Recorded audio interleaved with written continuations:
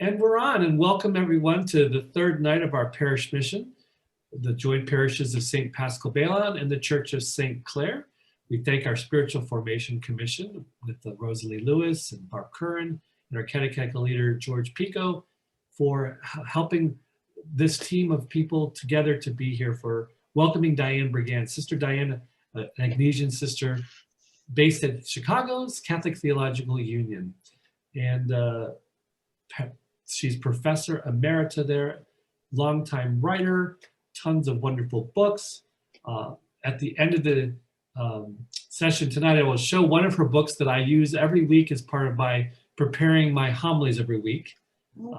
Her monumental work of preaching the new lectionary from 1999, which has tons of my notes in it over the years from her sharing her. So because of her, many people like myself preach well because of the great work and research she has done for us in the biblical world. And now with also tonight, we're focusing on Laudato C. And tonight's opening prayer, before I give it over to Diane, is from Laudato Si, Pope Francis's prayer for our earth. So let us begin in the name of the Father, and the Son, and the Holy Spirit. Amen. All-powerful God, you are present in the whole universe and in the smallest of your creatures. You embrace with your tenderness all that exists. Pour out upon us the power of your love, that we may protect life and beauty. Fill us with peace, that we may live as brothers and sisters, harming no one. O God of the poor, help us to rescue the abandoned and forgotten of this earth, so precious in your eyes. Bring healing to our lives, that we may protect the world and not prey on it. That we may sow beauty, not pollution and destruction. Touch the hearts of those who look only for gain at the expense of the poor and the earth. Teach us to discover the worth of each thing, to be filled with awe and contemplation, to recognize that we are profoundly united with every creature as we journey towards your infinite light. We thank you for being with us each day. Encourage us, we pray, in our struggle for justice, love, and peace. Amen. Amen. And now we turn over to Sister Diane Brigand. Thank you very much. And make sure everyone's on your mute. I think everyone is, but thank you for doing that. All right, thank you very much. It's good to be with you again tonight to finish up a little bit reflection on Laudato Si. I started by talking about anthropocentrism and the error of radical anthropocentrism, to use the Holy Father's words. I think we have to, I cannot say it over and over enough, that we have to realize that concern for the environment or appropriate care and eco-spirituality is not an add-on to justice. It is the foundation of everything. Because if there is no healthy environment, nothing will survive. At least nothing living will survive. Or nothing that we recognize as living, and we won't have to worry because we will go as well. So it is the foundation of everything. I'd like to have us reflect for a moment on some of the beautiful statements that the Holy Father makes in this document. Again, I'm not going so much through the document in what I'm sharing with you, as I'm trying to lift up some of the theology which underpins his thinking. So that's what you will hear in some of these statements. He talks about, in the third part of the document, the mystery of the universe.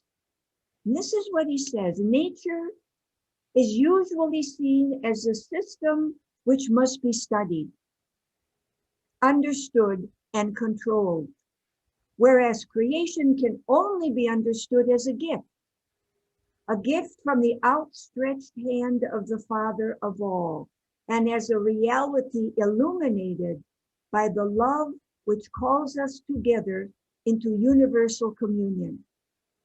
It's a beautiful statement. And in it, he talks about the importance of creation. It's not just something that we technically control, It is rather a gift which we all share in. And when we say we've got to begin to realize the document and ecology is not just concerned about human beings. It's concerned of all of the universe. That does not mean human beings are not important.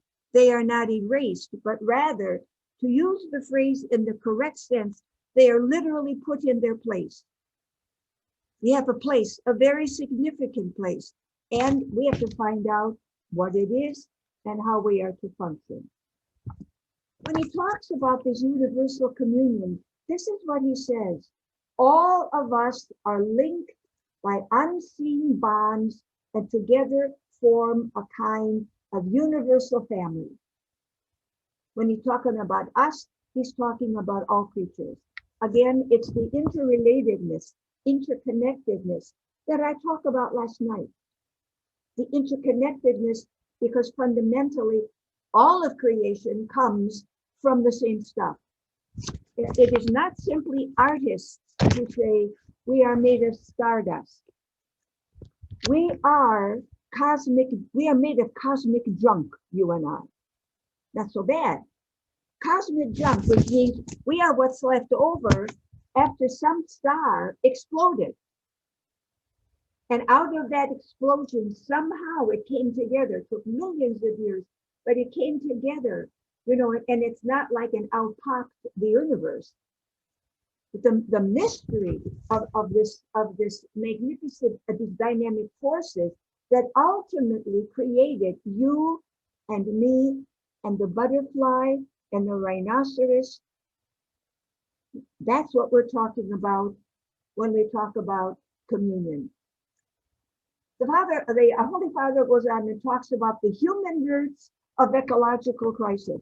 I mentioned Lynn White, and in his 1967 document, speaks about the historical cause of the ecological crisis. The Holy Father says the same thing. We do not deny how responsible we are.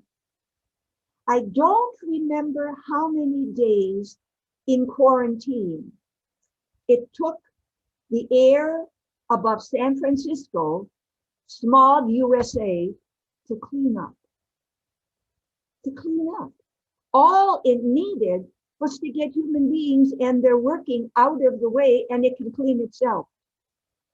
The canals in Venice were clean. Earth cleans itself, but we don't give it a chance. I am not a deep DEEP ecologist, but I have read some, and most of them think the worst thing that has happened in the universe, for sure on Earth, is the appearance of human beings. The worst thing. Animals clean up after themselves. Humans don't. The Holy Father also talks about, he uses this phrase, integral ecology. All right? And in that he says, he had this statement, which is really very interesting. Realities are greater than ideas. He says something like that in other documents as well. But in other documents, I think the way he says it is, space is better than time. I don't understand it when he uses those words, but this I understand. Realities are greater than ideas, because reality you got, ideas you may not have. It's wonderful to have wonderful ideas, but we need the reality as well. And in this place where he talks about ecological spirituality, once again, he talks about a new kind of lifestyle that you and I have got to learn to live. And each one will be different. As I said last night, I struggle with having stuff that I don't need. All right? And not because I don't like clutter. That may be part of it, but also to think it through. Also for some people, what do you eat? What kind of food do you eat? Which means what kind of waste do you throw out? All of that has to do with keeping our universe, keeping our world keeping Earth healthy. What do you do to make Earth healthy? And again, I mean, I think we would startle confessors if we went in and confessed our sins against Earth. They wouldn't know what we're talking about because we don't do that. We don't see it as sin. We understand sexual violations. We understand violations against justice, social justice. We understand personality traits that may not even be sinful. They're just not popular. They're not acceptable in our social standing. They may not be sinful.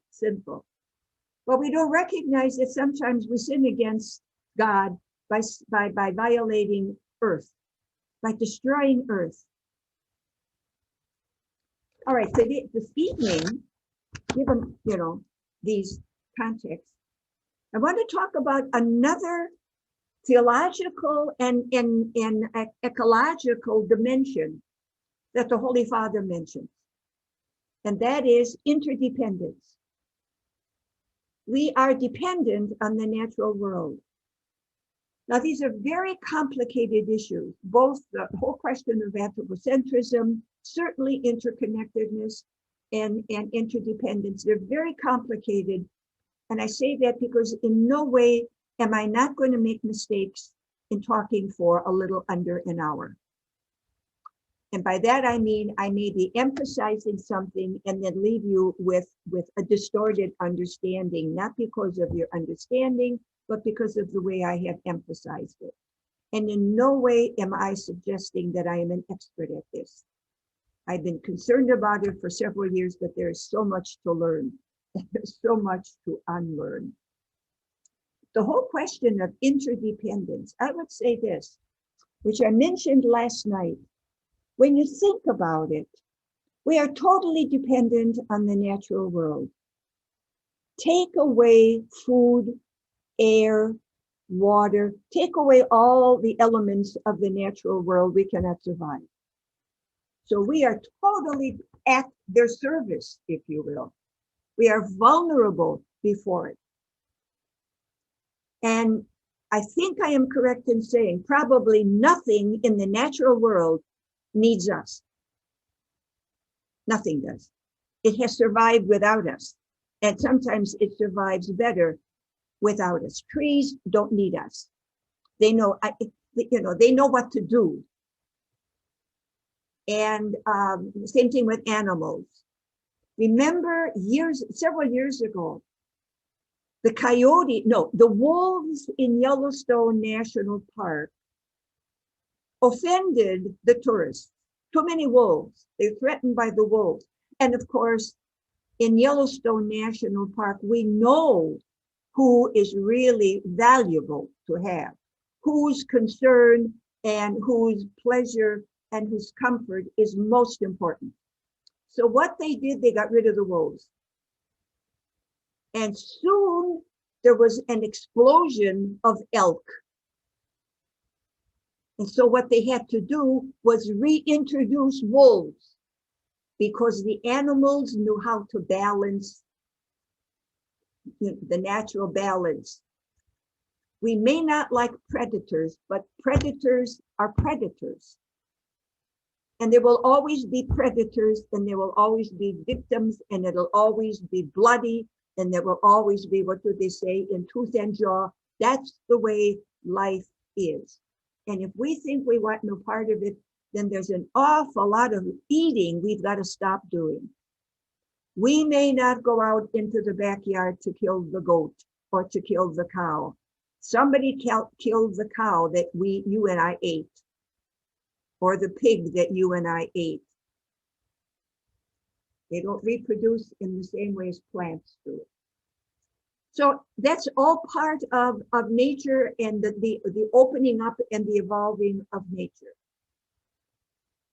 So, and I think I can say that's all part of the interdependence as well, holding the correct balance of nature.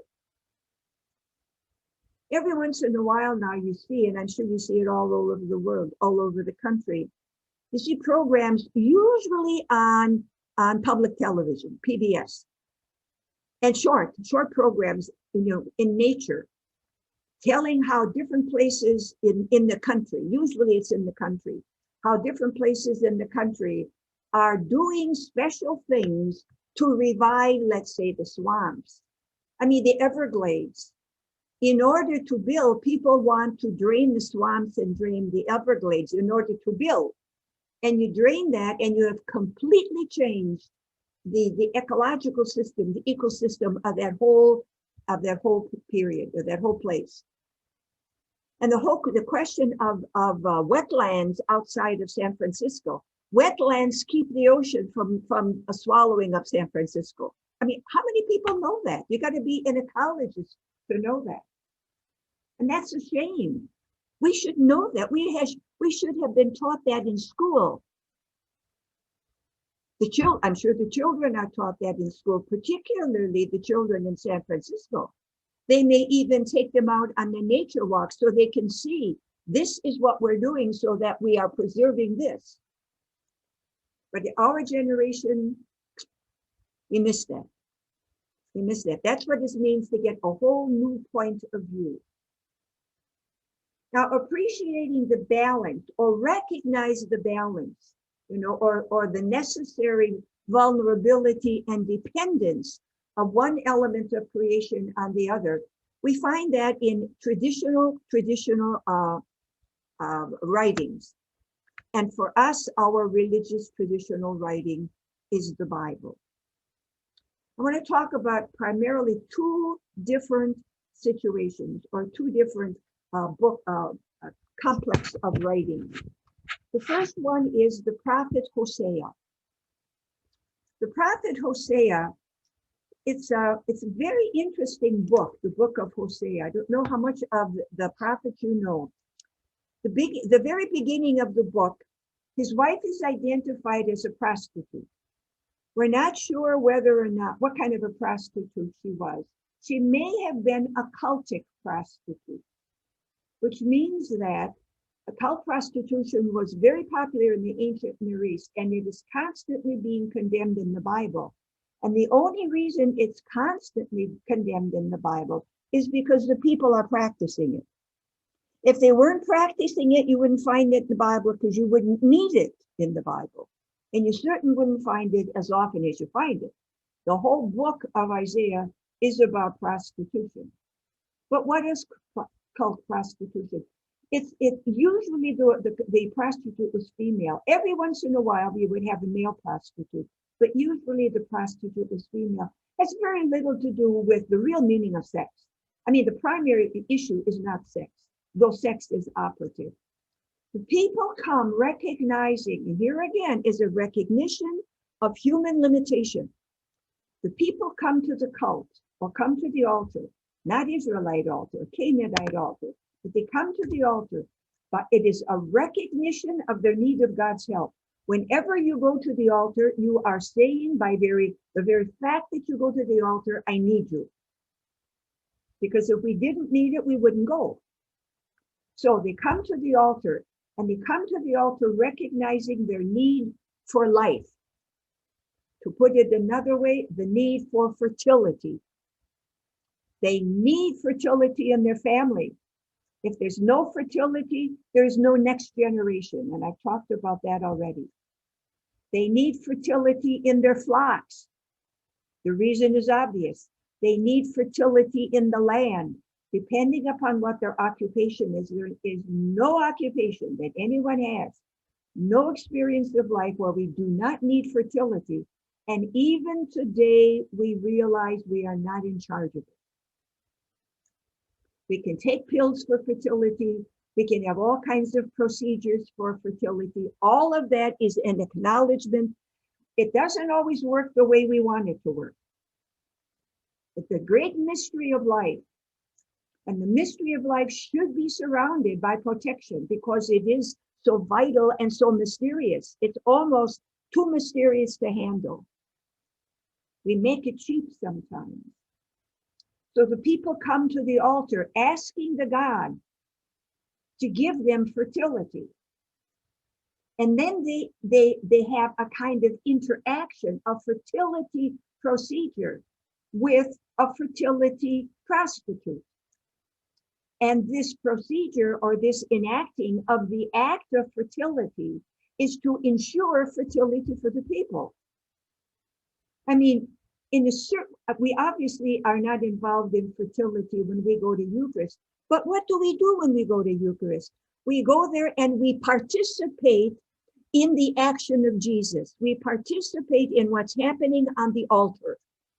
Well, they did as well. They did it, but they were looking for something other than what we're looking for. But I think it's important that we understand the dynamic. All right, so why is this condemned? And the answer is they're doing it with the wrong God. There is only one God. That's number one. You don't do it. You don't go to another God. And number two, God does not give fertility through action in that way. Actions that might even think they can manipulate.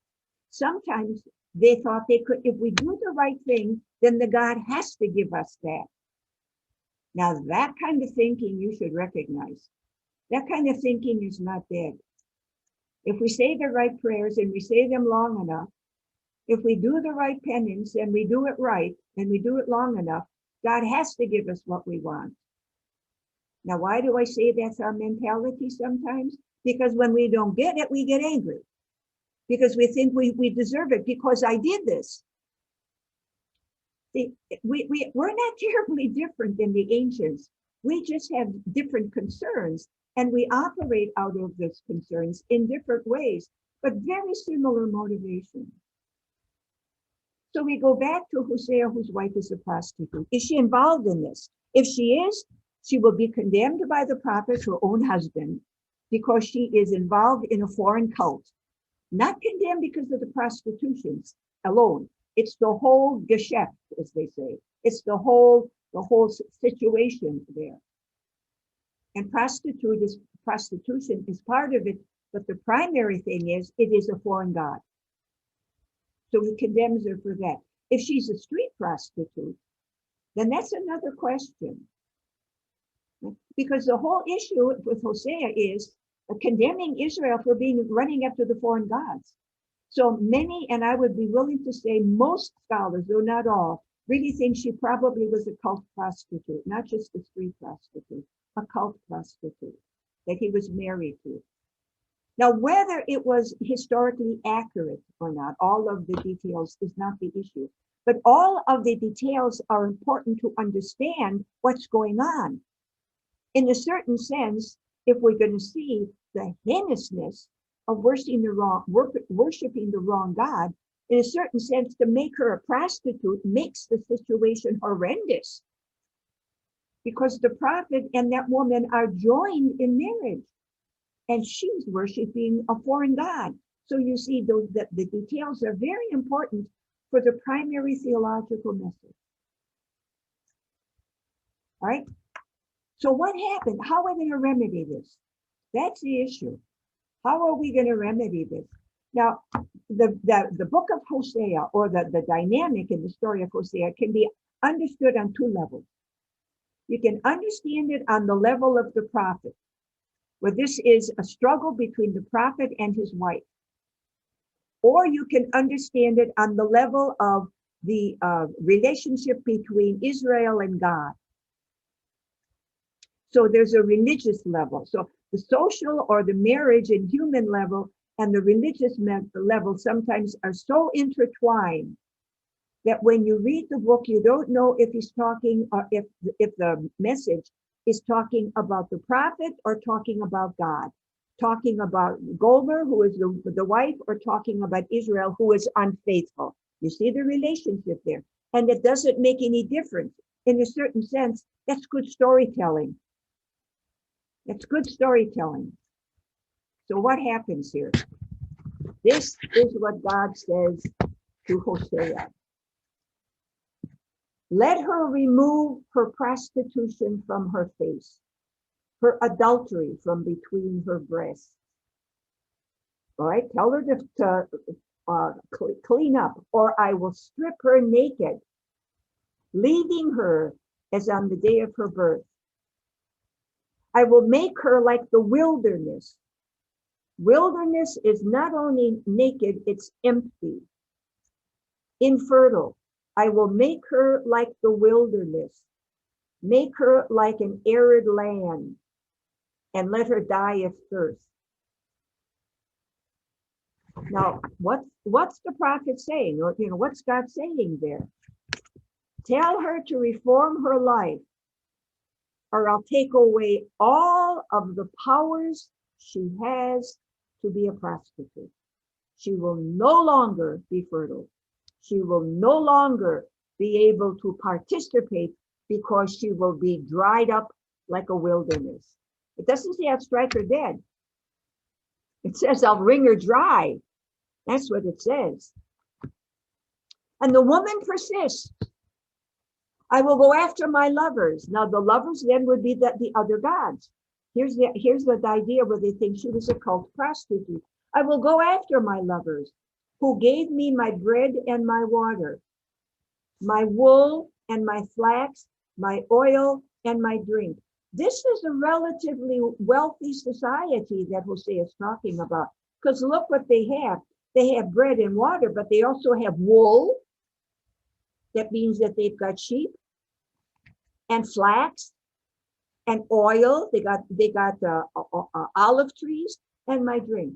So it's relatively, this is the northern kingdom, which was relatively prosperous. And in response, God says, now listen to this. She did not know that it was I who gave her the grain and the wine and the oil. Her fertility comes from me, not from that other God. I who lavished upon her silver and gold, even more precious, which they used for Baal. Baal is the foreign god. Therefore, I will take away my grain in its time and my wine in its season. I will snatch away my wool and my flax, which were to cover her nakedness. So that's what he's saying. That's what God is going to do. She won't turn away. I will take away all of the things that make her able to be unfaithful. Unfaithful. As I said that, what came to mind was Paul's statement when he said, he's talking about his thorn in the flesh, whatever that was. We don't know what it was, so therefore anybody can say it was anything for all practical purposes, and interpreters have. From the fact that he may have stuttered, had a speech defect, that he had some kind of a sexual proclivity. I mean, all kinds of things. But what does he say about it? 3 times I asked the Lord to take it away. 3 times I asked the Lord to take it away. What is it that you have that you wish you could get rid of and you don't seem to be able to? I mean, what's the bad? Or am I the only one who drags something behind for years? And I keep thinking, please take it away. Take it away. And I've come to the realization, I mean, it's good that I have it so that I remember I'm not what I think I am sometimes. I'm not as good as I think I am. I can't even do that. If other people knew, wouldn't they be surprised? Whatever you say to yourself, we all have that. We all have it. We also all have things that we want people to see. We want people to realize how efficient we are, how intelligent, how educated, how capable in our jobs, how insightful in our insights, how insightful we are. We all want that as well. It enables us, all our talents, and these are magnificent talents. The talents that I have enable me to do what it is I do. The talents that you have enable you to do what it is you do. Take away those talents, you can't do it. Right? That's what's going on here. Take away. I will take away. That's what he says. I will take away all of her things. And then let her see what happens. Now, what does that say? given what we're talking about here in Laudato Si. First of all, it said, think about all of the fruits of fertility. I mean, that's what we're talking about. And cult prostitution presumes we have some control over the fruits of fertility, whatever, however you want to understand that. And I say that because, think about that as a metaphor, the fruits of fertility, the things that make life worthwhile for you, for me. Okay? So God has control over it. We think we do, but like that, we can lose him. God has control. It's a question, once again, of us not recognizing not only we're not in control, we have no power over it. We are totally vulnerable. We are dependent on the natural world. And not only for our occupation, but for our livelihood, our life. We are dependent on the natural world. I want to read something else from Hosea that's not in that little book. Hosea and Gomer, his wife, had 3 children.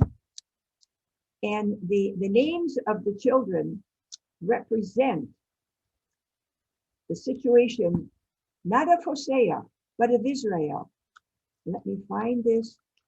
I'm sorry, I should have kept it. All right. This is in chapter 2. Listen to the names. The number of the Israelites were like sands of the sea, which can be neither measured nor counted out. Instead of being told, oh, I'm sorry, I'm reading the wrong thing here. It's in chapter 1. I'm reading the conclusion. I should read the first part rather than the conclusion. All right. He went to Gomer, daughter of Diblam, and she conceived and bore him a son. And then the Lord said to him, give him the name Jezreel. Now, Jezreel was the site of one of the bloodiest battles that Israel fought when they entered the land, Jezreel. Jezreel was a sign of bloody destruction. It's like naming a child Hiroshima. How would you like to go through life called Hiroshima? Because anybody hear that, everything of that city comes to mind, not your lovely face. All right, so here we have Jezreel. For in a little while I will punish the people of Jehu for the bloodshed at Jezreel and bring to an end the kingdom of the house of Israel. Past destruction, future destruction. That's what the name represents. Poor kid. She conceived again and bore a daughter, and the Lord said to him, give her the name Not Pity. Now that's a terrible name, Not Pity. For I will no longer feel pity for the house of Israel, rather I will utterly abhor them. After she weaned, not pitied, she conceived and bore a son named Not My People. Another name for that would be bastard. How would you like to go through life with that name? Now, these are all symbolic names, of course, that represent the attitude of God toward Israel, which has not been faithful. It's necessary to read that so that when I read chapter 2, the right time, we recognize that the names have been all changed. What we find, instead of being told you are not my people, you will be called children of the living God. And then the people of Judah and of Israel will gather together, and they will appoint for themselves one head and rise up from the land. Great indeed shall be the day of Jezreel, which is now called children of the living God. Say to your brothers, my people, and to your sisters, pity. So they got the names reversed, which means she converted. She stopped her life of prostitution.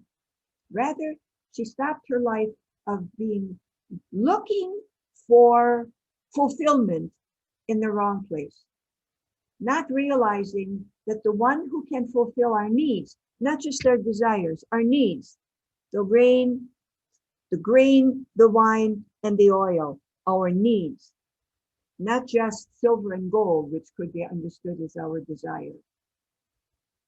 So we find here in the book of Hosea, total dependence, humans' total dependence on the natural world. And God working through the natural world to give us what we need in life. There's another passage I want us to look at with a slightly different focus. And that's the issue of Sabbath. Sabbath is a very, very rich biblical theme, not just Sunday, not that. And obviously Sabbath, real Sabbath, Saturday, not just that. What's the religious purpose of Sabbath? The religious purpose of Sabbath is not to worship, not to go to church. I mean, that's the policy or the practice that we have in order to instill in us the religious meaning of Sabbath. But what is the religious meaning of Sabbath? We know it's rest. Is it really? What's the religious meaning of rest? And I'd be willing to bet there are very few people who get more sleep on Sabbath. Really, what happens on Sabbath, normally, what should happen on Sabbath, the reason Sabbath was established was that there would be no work. So somehow or other, it's got to do with work. That's the rest. You don't work. Not that you sleep. You don't work. Now I ask, what's wrong with work? Why should there be one day in the week when we celebrate not working? Have you really ever thought about that? I think very few people understand what that means.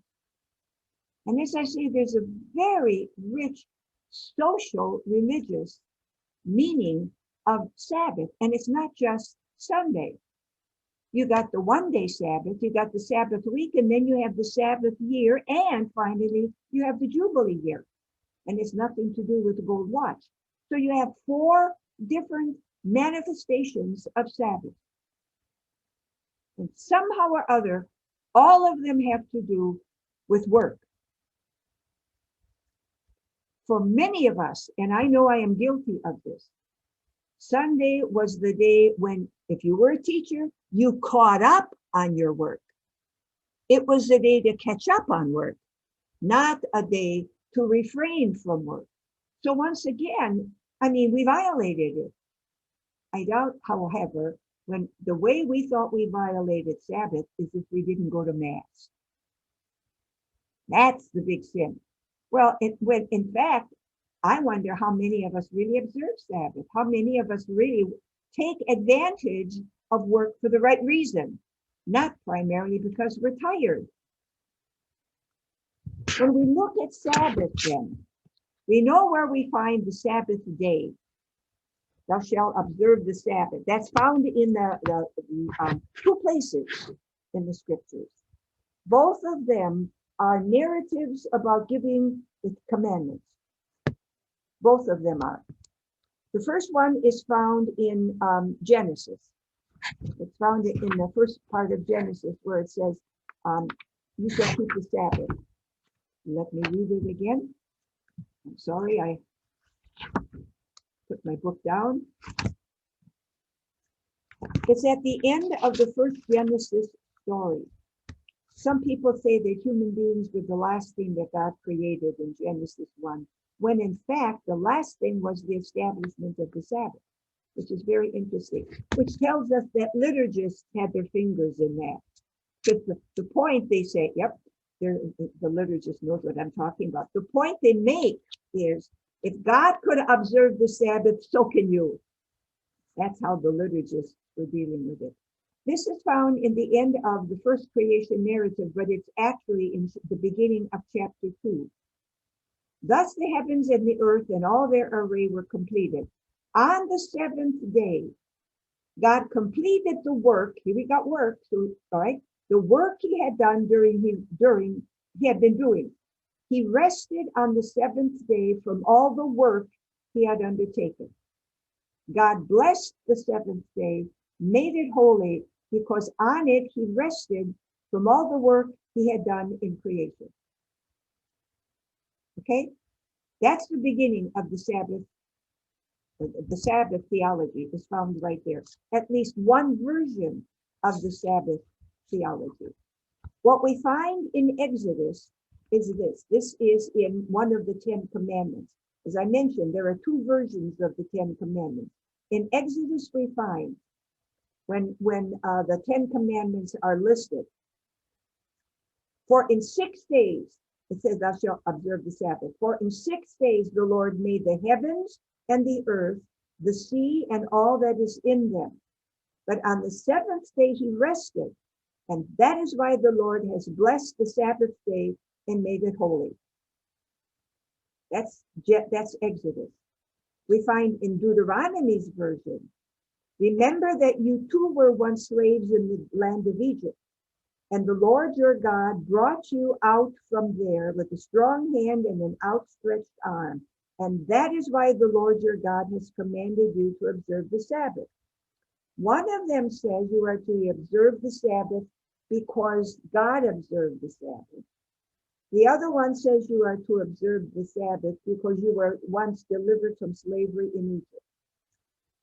You've got 2 different reasons, 2 different versions of the story, 2 different reasons to observe the Sabbath. One of them, if you want to name a theology, is incarnational theology, if you will. The other one is liberation theology. And they come from 2 different times in Israel's history. But we're concerned right now, we're concerned with the first one, which has to do with work. Okay, with work. Now we're talking about dependence on the natural world. That's what we're talking about. What does this part of theology have anything to do with the natural world except working? And the answer is we are to work so that we are to refrain from working, because we by our actions in refraining from working are acknowledging that the world will go on without our management at least one day a week. We are not in charge of the world. I mean, there are many people who think the business will never go on if they are not in charge. I mean, might that be your attitude in your own work? Once again, it's an idea of showing we are not in charge. So the question of resting has nothing to do with sleep. It has to do with an acknowledgement that earth will continue to be fertile and fruitful. The heavens will continue to recognize or absorb and be faithful to the order presented there by the great creator. Life will go on without us. We know that ultimately that will happen when we die. But we are reminded every week, we have one day in every week to remember we are not in charge. God is in charge and knows how to do it because it works without us.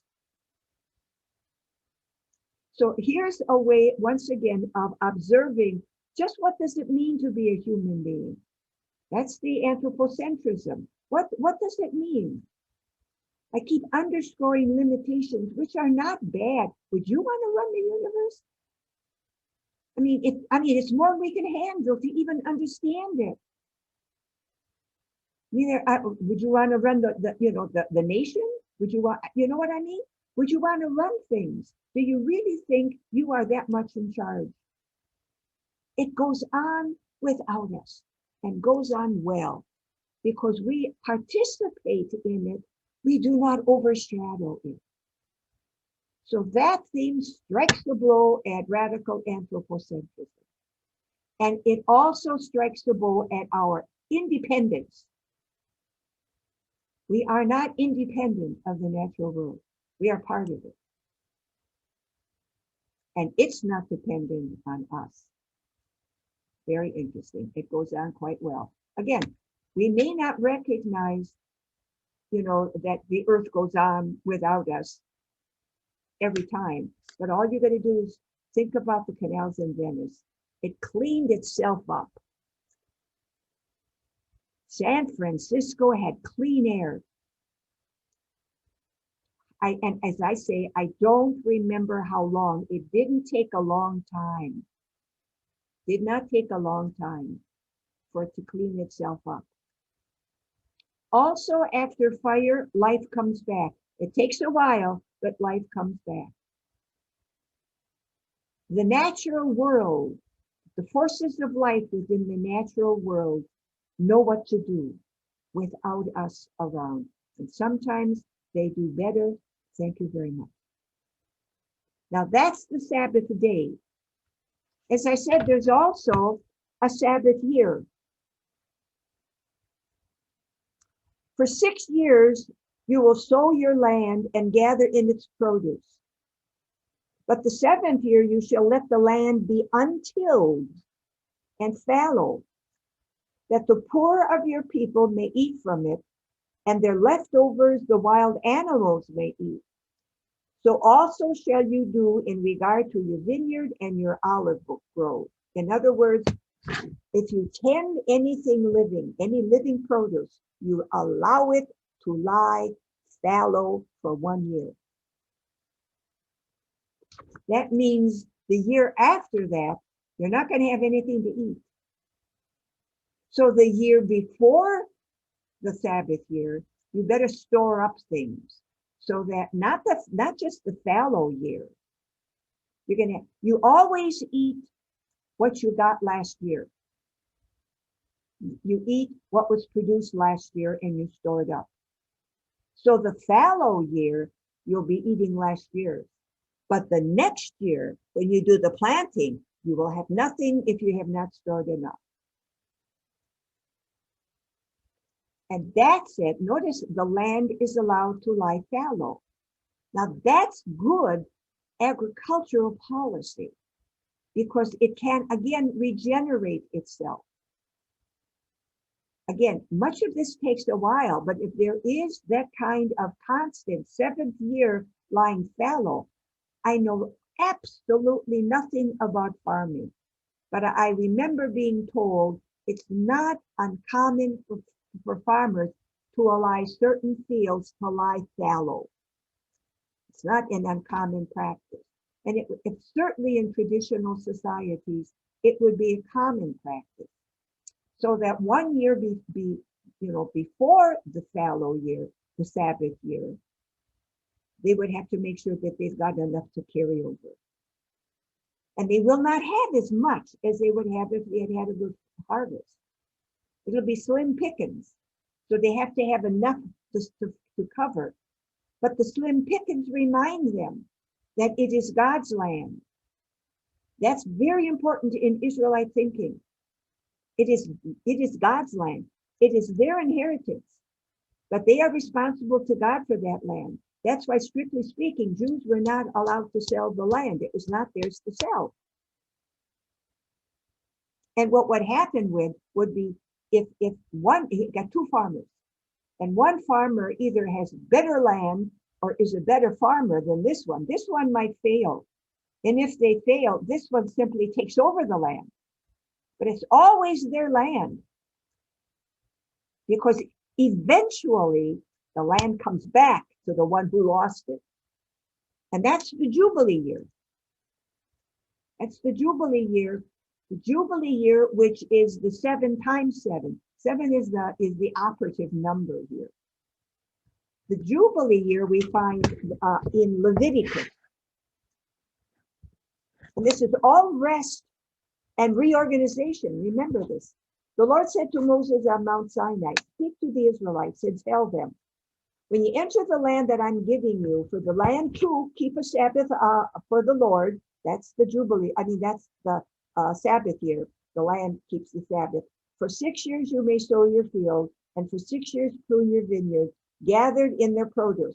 But during the 7th year, the land shall have a Sabbath of complete rest, a Sabbath for the Lord. Then you will neither sow nor your field nor prune your vineyard. I'm sorry, I got to read it from another passage, but it's still Leviticus. Genesis, Exodus, Leviticus. It's Leviticus 25.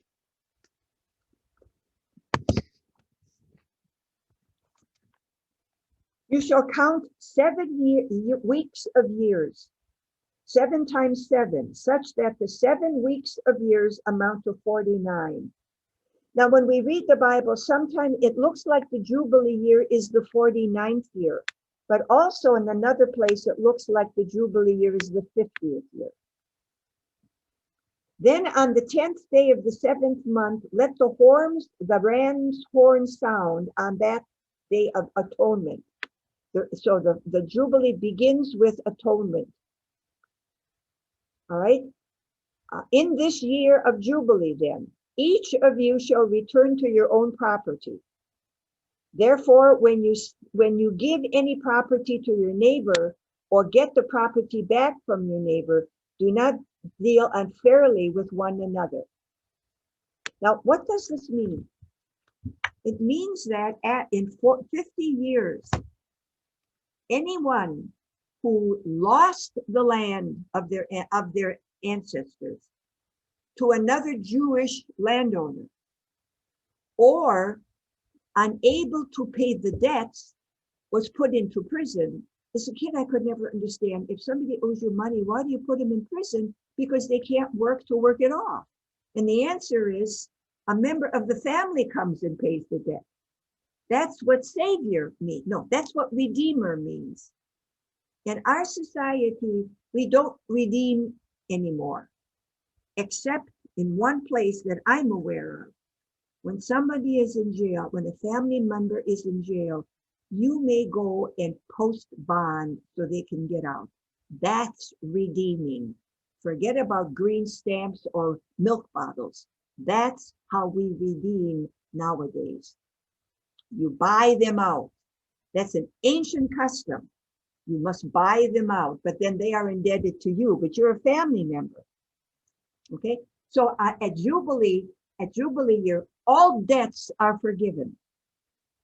Now you can imagine why the poor are anxious for a Jubilee year and the rich are not.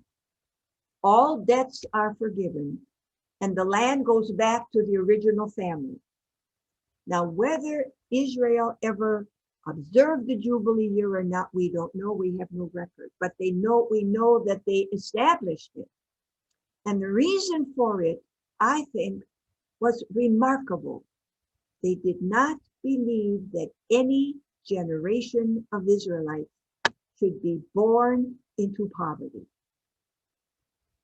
What we do, we hand down not only wealth, we hand down poverty to the next generation. Poor people hand down poverty to their children, and their children have to dig themselves out if they can, and we know frequently they can. Dysfunctional families hand down poverty to their children, who hand it down to their children. This particular experience or policy was intended to make sure that no Israelites were born into perpetual poverty. And when Jesus came and referred to Isaiah 61, the Spirit of the Lord is upon me, because the Spirit has anointed me to do what? To give good news to the poor. And what's the good news to the poor? You're not going to be poor anymore. That's the good news to the poor. Your debts are forgiven. Open the gates of the prisons and let the prisoners out. They were normally debtors' prison. They did not normally have prisons for other violations, because Israel was always normally under the thumb of another nation. They're the ones that had the prison. Right? So if you look at that passage in Isaiah 61 and Jesus in Luke 4, Jesus repeats this and repeats it because what's he saying? It's Jubilee year, which is a metaphor for the time of fulfillment. We're starting over now. And it's like playing Monopoly in our economic system. In our economic system, when you die, your material goes to the next generation. Okay, in playing Monopoly, somebody at the end has all the hotels and the utilities, and somebody else has nothing. You want to play another game? You start from scratch. If you would play Monopoly following our economic system, the one with all of the hotels would keep them for the second game. It's an entirely different economic system. I'm not finding fault with ours.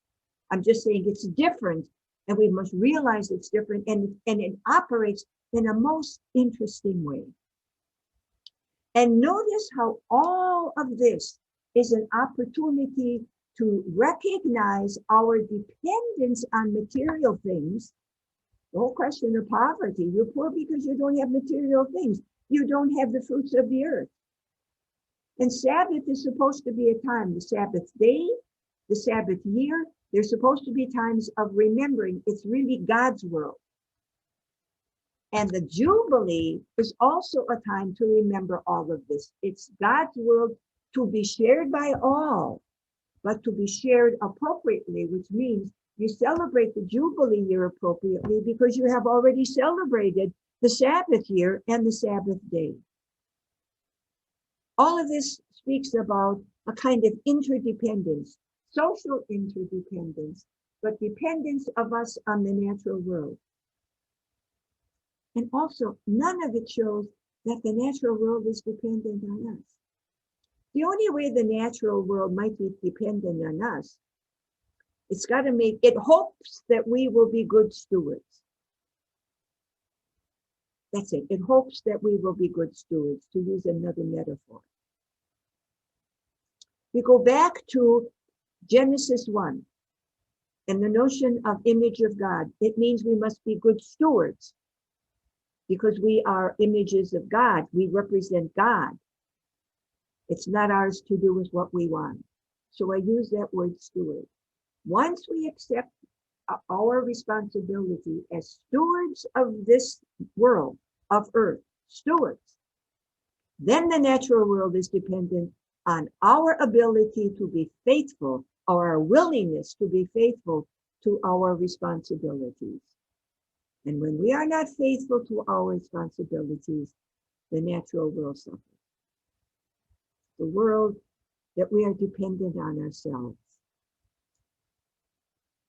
So the breakdown, ultimately, we will suffer ourselves from the breakdown of our unwillingness to be stewards of God's beautiful creation.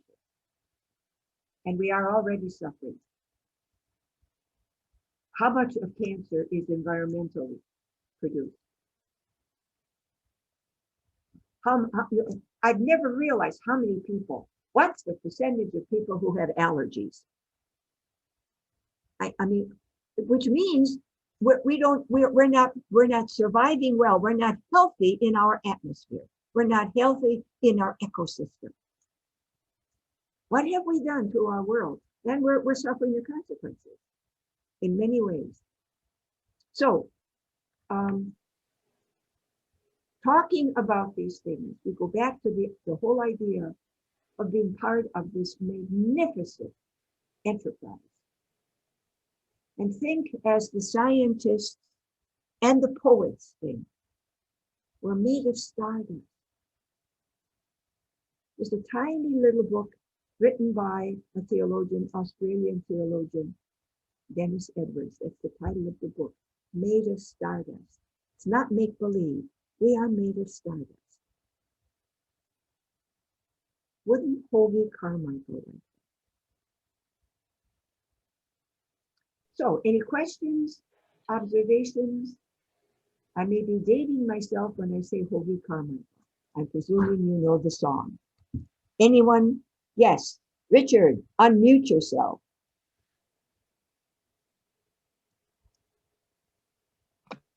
Good. I think I am unmuted.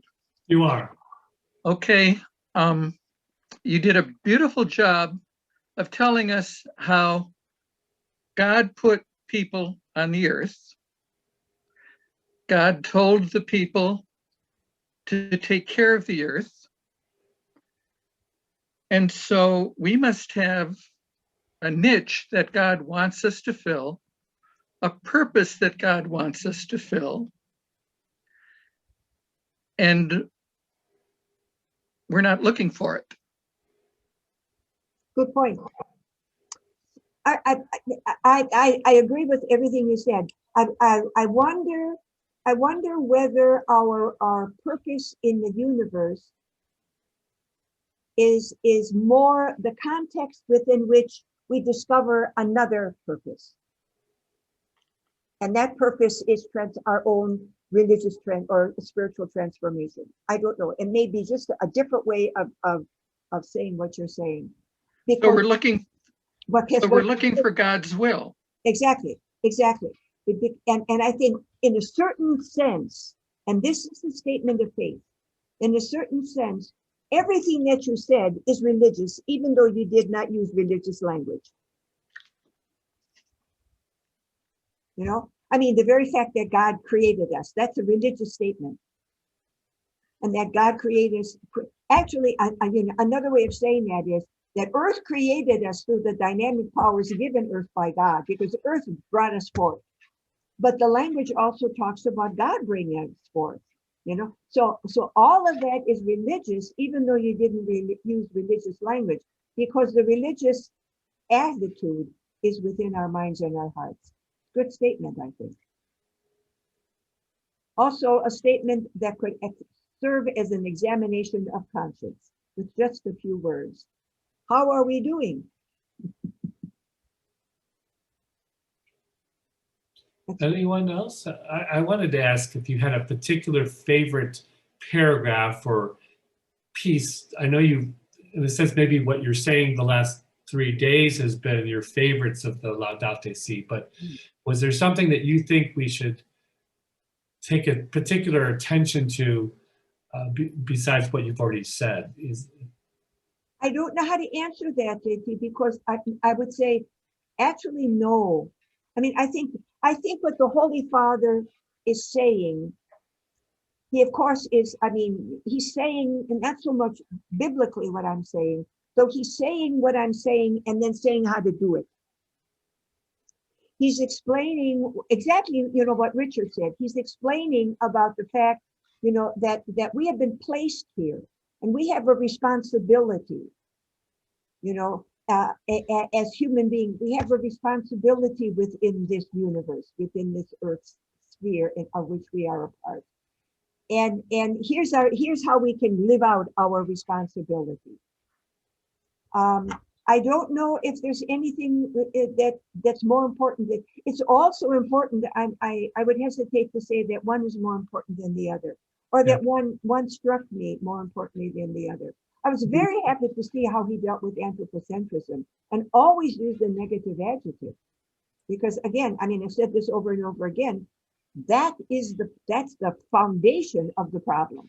The way we understand what it means to be a human being.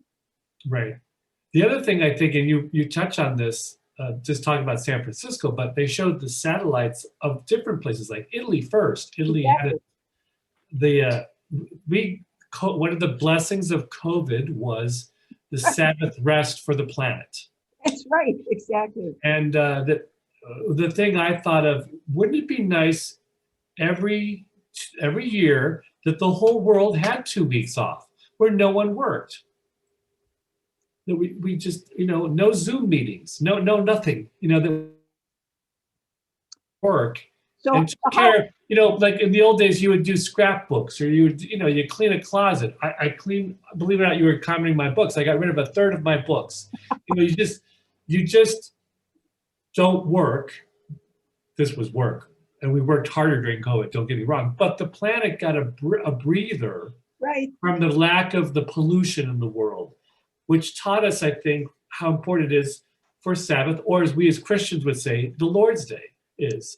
The Lord's Day is the day when we give to the Lord, and we give to the Right. Lord's Let me blessing. interrupt. Let me ask you this question. Have we really learned that? That's my fear. My fear is that we're going to go back as if, I mean, a lot of things have changed and we won't go back to. I don't know whether or not we have learned, that forget about COVID. COVID was the context within which we learned what we've been doing to Earth. Once there's no COVID, I don't know whether or not that lesson will carry through. I might be very pessimistic. I have great hope in the next generation. I have little hope in our generation. We are too entrenched in our life. We are too entrenched. We're too entrenched in our politics. We are entrenched in our lifestyle. We are entrenched, in the way we live our lives and the way we work. I don't know if we can loosen that. I don't know. Our generation. The next generation, I think, is different. I hope so. They didn't answer my question in my homily this morning very well. What they would do with $200 million, like what did Catherine Drexel do when she got her inheritance? Right. Yeah. Modern day times, it would be $200 million. We had someone want to invest in Tesla, someone want to invest the money in another corporation. Right. They were thinking about that. Making more money. Making more money. But the whole point of the scriptures and everything was right. Service and what the Drexel family had instilled in them about helping the world be better, because they saw that African Americans and Native Americans were being treated so poorly and not getting the education to lift them out of their poverty. Right. Other questions or comments? I could go on for days with her. Anyone else have any? Anyone else? Another one from Gail. Gail, unmute. Gail, you're muted. Our Beaumont theology teacher. Beaumont girl. Anyway, the document itself is just packed with really good stuff. Right. It's just filled with really wonderful things. Every time you open it up to a page, there's something that's relevant, and helpful and applicable. And so it just is every violation of solidarity and civic friendship harms the environment. And that statement is just one line. It can take us in so many directions. When we think about Black Lives Matter, when we think about the struggles with the LGBTQ communities, all these things, these have an impact on one another, and in turn have an impact on our whole social structure, which is part of this world of ours. So he doesn't exclude the importance of human relationships, and solidarity is all part of that. That's right. Yeah. Good. Thank you. And Dick, you had one more thing you wanted to say? He had his hand up again. Dick? This is somewhat off topic, but I'm thinking with the smattering I've had in science, I have asked myself the question, would God ever go against the laws of science, in the sense that Jesus worked miracles? Jesus is telling us that we will be able to do everything that he does. Are we finding different means of using the energy of creation in a practical way that God has actually imbued in the universe? I think you want an answer to that question, or was that just simply a rhetorical question that laid out? It could be very rhetorical, but it should be also, I think, to a certain extent, food for thought. Right. I think that's a very, very important question. That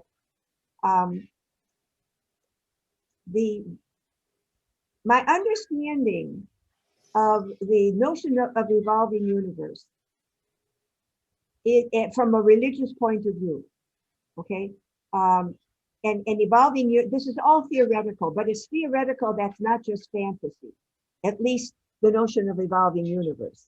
Religion is something different. It's, you know, but at any rate, my understanding is that there's an awful lot of, from my point of view, uncertainty, how things are going to evolve. It follows a kind of plan, and at the same time, a significant amount of chance. And to hold in balance what we call God's plan and what we call chance, which is outside of God's plan. And yet many people think that because there is so much chance that it will evolve this way and not that way, that is the way God intended things to evolve, which means that creation itself, and that means you and I, because we are part of this, we are a living example of evolving universe, that in a very real sense, we literally are co-creators of ourselves and the rest of the world. And That God, that's the way God made it, that we are co-creators, and we are yes, co-creators, we're co-creators that have free will, which means that we make the decision in which direction we're going to take it. mhm, There's again another metaphor that Chardin uses. When Chardin talks about evolution, you know, he calls it an unfinished universe, and the word we use today is an emerging universe. Okay, he was evolutionary language. But he believes it's not finished. The universe is not finished being created, because I mean, it's in constant motion and constant change.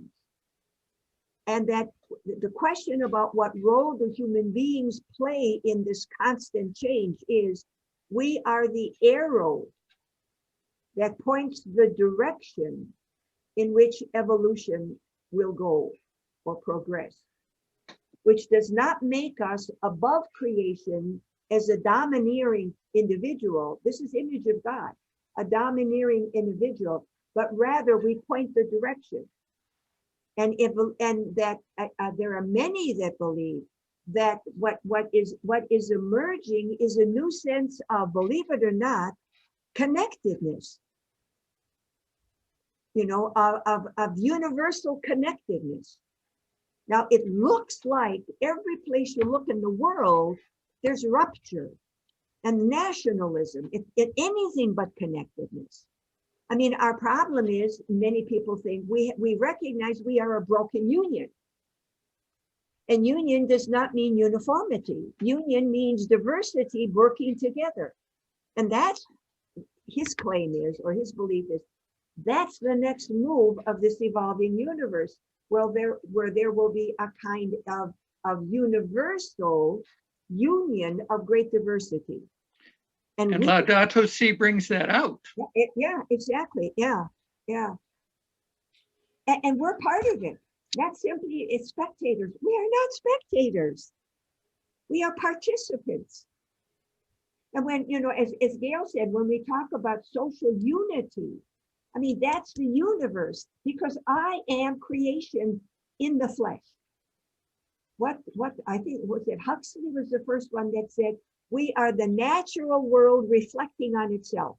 That's what makes us different than the dog. We reflect, we are self-reflective. Self-reflective. We can reflect on ourselves. We can reflect on what's happening. They have a certain, dogs, animals have a certain amount of reflection. You know, they make decisions, which means that they got some kind of, you know, complexity in creative complexity of psychic reality. But we are self-reflective. We reflect back on what's going on. You know, or they say that we are the conscience of the universe. Those are magnificent statements. Magnificent. Well, I think that's a great way to be able to think about these things and sort of end this. Yeah. And thank you very much for bringing this very, very serious but wonderful theological reflection through biblical studies and your gifts. and to see those through your lens to help us to see how we can perhaps take this to heart for our Lenten practices, but also look forward to, Easter joy, not just this Easter, but the Easter joy of the heavenly banquet that we hope to participate in its fruits. So on behalf of our parishes, we thank you for joining us and being with us, and continued good health and happiness to you, especially as you look forward and transitioning to your new home in Fond du Lac. Right. And we like having you, the wonderful connection with our Blessed Sacrament community and you all these years, and St. Pascal's all these years. So we hope many more years that will continue. And when travel is allowed, that we can have you down here and take you around to see all the beautiful sights again of Cleveland and our friends here. So let's give her a wonderful round of applause and thanks for all that she's done. Thank you. It was my pleasure Continued being with you. And continued blessings on all of you. Thank you so much for joining us, everyone. And may God bless you as you continue to be healthy and holy on this wonderful common home that we shared together that God has blessed us with. Be good stewards, and God bless. Good night. Good night. Good night.